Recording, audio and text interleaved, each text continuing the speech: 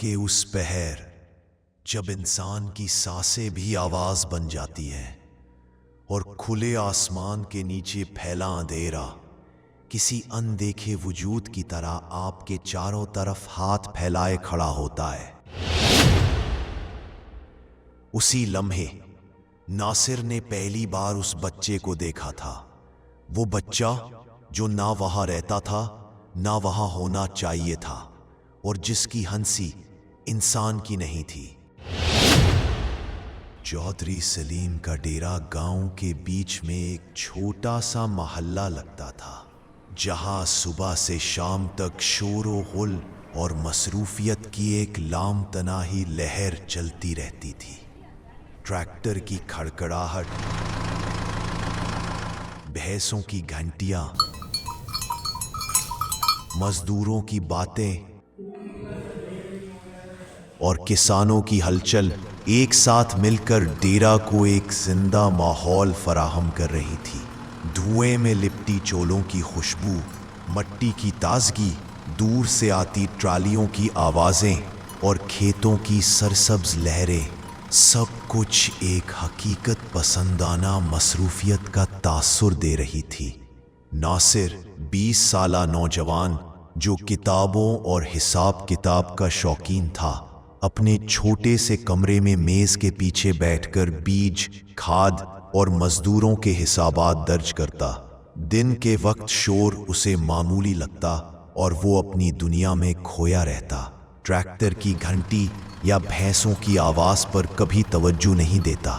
لیکن جیسے ہی سورج غروب ہوتا، ڈیرا کی فضا بدل جاتی، دن کی زندگی سے بھرپور جگہ رات کے سناٹے میں ڈوب جاتی، اور وہ خاموشی جو دل کی دھڑکن کو ایک بے نام خوف میں بدل دیتی، ناصر کے اندر ایک عجیب بے چینی پیدا کر دیتی۔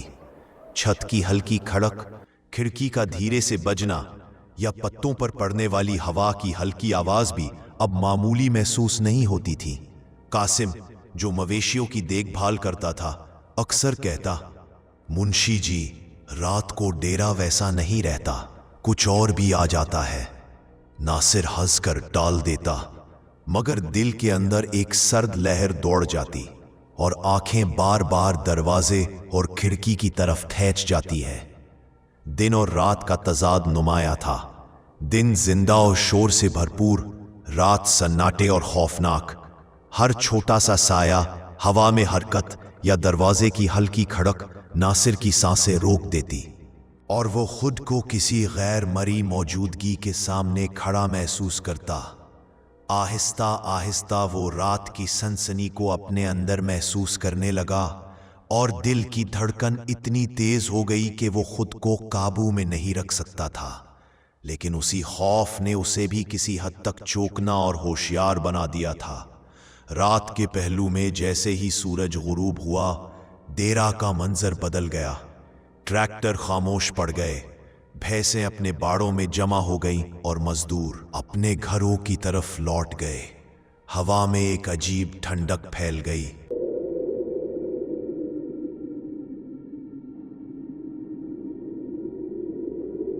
جو صرف سردی نہیں بلکہ کسی غیر مرئی موجودگی کی تشہیر محسوس کروا رہی تھی۔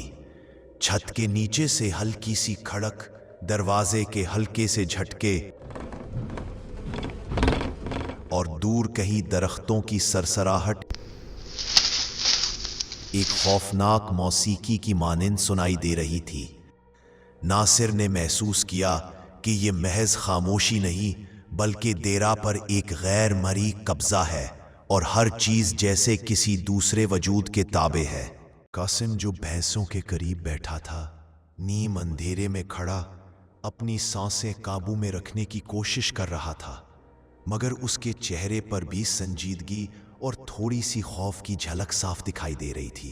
ناصر نے لالٹین جلا کر کمرے میں قدم رکھا، اور ہر سایہ، ہر آواز، ہر ہلکی حرکت اس کے دل کو دہلا رہی تھی۔ وہ جانتا تھا کہ آج رات معمولی نہیں ہوگی، اور کچھ ایسا ہونے والا ہے جو اس کے دماغ اور روح دونوں کو جھنجھوڑ دے گا۔ تقریباً 12 بجے ناصر باتھ روم جانے کے لیے اٹھا۔ کمرے سے باہر قدم رکھتے ہی ہوا میں نمی، مٹی کی خوشبو اور رات کی سنسنی نے اسے گھیر لیا۔ दूर कहीं से किसी बच्चे के रोने की आवाज सुनाई दी। यह आवाज पहली बार सुनकर नासिर का दिल रुक गया, क्योंकि डेरा में बच्चों का कोई बसेरा नहीं था। रोना आहिस्ता आहिस्ता करीब आता गया, और जैसे ही नासिर आगे बढ़ा, वो आवाज बदलकर हल्की खखलाहट में तब्दील हो गई, जो धात जैसी गैर इंसानी आवाज निकाल रही थी। नासिर का जिस्म कांप उठा, सांसें रुकी हुई महसूस हुई, और दिल की धड़कन इतनी तेज हो गई कि हर लम्हा महसूस होता था जैसे कोई गैर मरी हाथ उसके गिर्द हरकत कर रहा हो। जमीन पर छोटे छोटे नंगे कदमों की आहटें सुनाई देने लगी, और हवा अचानक ठंडी हो गई। हर कदम जो वो उठाता, कदमों की आवाज उसके कानों में बढ़ती, और हर साया हर जगह बढ़ता और सुकड़ता नजर आता। नासिर ने हिम्मत करके कहा, बेटा तुम कहाँ के हो? मगर जवाब में सिर्फ खामोशी और एक हल्की सी धाती हंसी सुनाई दी। उस लम्हे डेरा की फिजा ने एक अजीब दबाव पैदा किया, जैसे हर चीज गैर मरी ताकत के ताबे हो गई हो, और नासिर के कदम जमूद में बदल गए। वो महसूस कर रहा था कि वो महज एक इंसान नहीं, बल्कि किसी भूतिया खेल के बीच में है, और हर लम्हा खौफ उसके गिर्द घेरता जा रहा है। बादल आहिस्ता आहिस्ता चांद की रोशनी छुपाने लगे, और मध्यम रोशनी में हर चीज धुंधली हो गई। नासिर ने अपने गिर्द नजर दौड़ाई, हर कोने में हरकत महसूस हुई, और दिल के अंदर एक खौफनाक बेचैनी ने जगह बना ली।